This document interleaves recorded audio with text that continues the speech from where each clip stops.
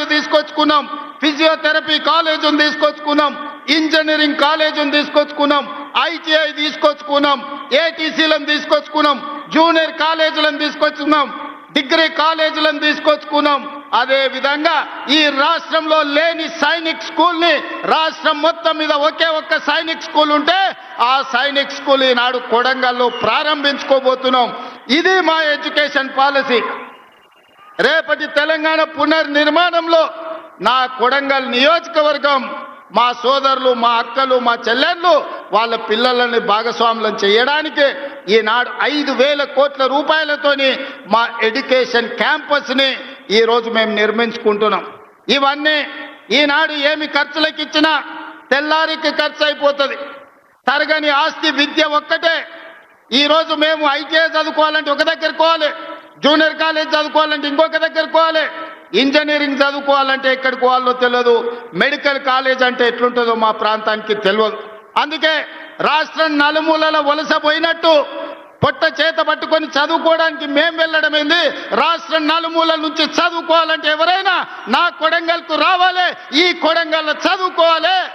ఎవరైనా గొప్ప చదువు చదవాలి అంటే, గొప్ప చదువు వాళ్ళ పిల్లలు చదవాలంటే తల్లిదండ్రులు అయ్యా పిల్లగాన్ని కొడంగల్ పంపించారు, మంచిగా చదువుకుంటాడు, మంచి చదువులు చెప్తారు కొడంగల్ అని రాష్ట్రం నలుమూలల అమ్మలు మాట్లాడుకోవాలని ఇవాళ కొడంగల్ నియోజకవర్గానికి ఒక ఎడ్యుకేషన్ క్యాంపస్నే తీసుకొచ్చినాం. ఇవాళ మీ అందరు మంత్రివర్గంలో 100% సహకరించడం వల్ల ప్రతి గ్రామంలో పాఠశాల నడుస్తుంది, ప్రతి మండలంలో చదువుకునే కాలేజీలు వచ్చినాయి. నియోజకవర్గానికి మొత్తానికి ఒక ఎడ్యుకేషనల్ క్యాంపస్. ఉస్మానియా యూనివర్సిటీలో కూడా ఇన్ని ఫ్యాకల్టీస్ లేవు, ఇన్ని కాలేజీలు లేవు అక్కడ ఉండే క్యాంపస్లో.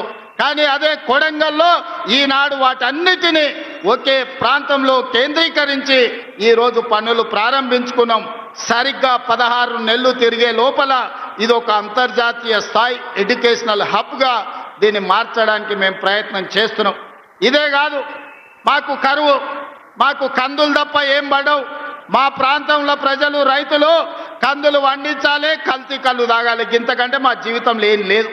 మా అక్కలందరికీ తెలుసు, కష్టపడి బాయికాడు నుంచి పొలం కాడ నుంచి ఇంటికి వస్తే కందిసేను కోసి సాయంత్రం పూట కల్తీ కళ్ళు 2 సీసాలు తాగితే కానీ మా నొప్పులు పోవు. ఎట్లా బాగుపడాలి మేము ఆలోచన చేసి విద్యుత్తునే కాదు ఇరిగేషన్ ప్రాజెక్టులు కట్టాలని, అందుకే కృష్ణా నది జలాలు మా పక్క నుంచి పోతుంటే చుక్క నీరు రాక ఎడారిగా కరువు ప్రాంతంగా ఉన్న కొడంగల్ను, నారాయణపేట, మక్తల్ని కృష్ణా నది జలాలతో తడపాలి అని మక్తల్, నారాయణపేట, కొడంగల్ లిఫ్ట్ ఇరిగేషన్ ని ప్రారంభించుకోవడమే కాదు, దాదాపు 5,000 కోట్ల రూపాయలతోటి ప్రతి ఎకరాలకు నీళ్లు ఇవ్వాలని మా మిత్రుడు శ్రీహరి గారి ప్రయత్నం వల్ల భూసేకరణ సంవత్సరాల కొద్దీ వాయిదాలు పడుతుంది. 95% రైతులు స్వతంత్రంగా ముందుకు వచ్చి వాళ్ళ ఆమోదం ఇచ్చి కాగితాలు ఇచ్చి మీరు ప్రాజెక్టు కట్టండి, మేము అండగా ఉంటాం, మా పొలాలు పోయినా సరే మా ప్రాంతానికి నీళ్లు రావాలని ఇవాళ మా రైతులు ముందుకు వచ్చి భూములు ఇచ్చిండ్రు.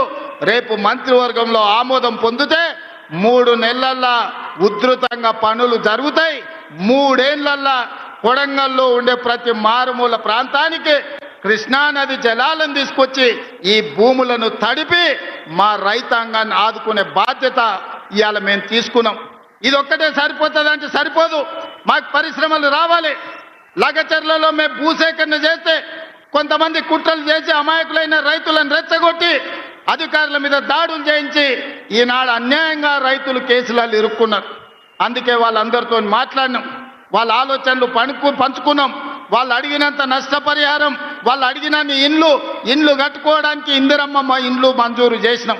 ఇవాళ లగచర్ల, హకీంపేట, పోలేపల్లి ప్రాంతంలో 3 నుంచి 4,000 ఎకరాల భూమి రైతులు ముందుకొచ్చి ఇస్తున్నారు. అంతర్జాతీయ స్థాయి పరిశ్రమలను, పెట్టుబడులు అక్కడికి తీసుకొచ్చి ఎవరైనా పెట్టుబడి పెట్టాలి అని అంటే ఆ పెట్టుబడికి రక్షణ, లాభం ఉండే విధంగా లగచర్ల పారిశ్రామిక వాడను మేము పనులు ప్రారంభించుకుంటున్నాం.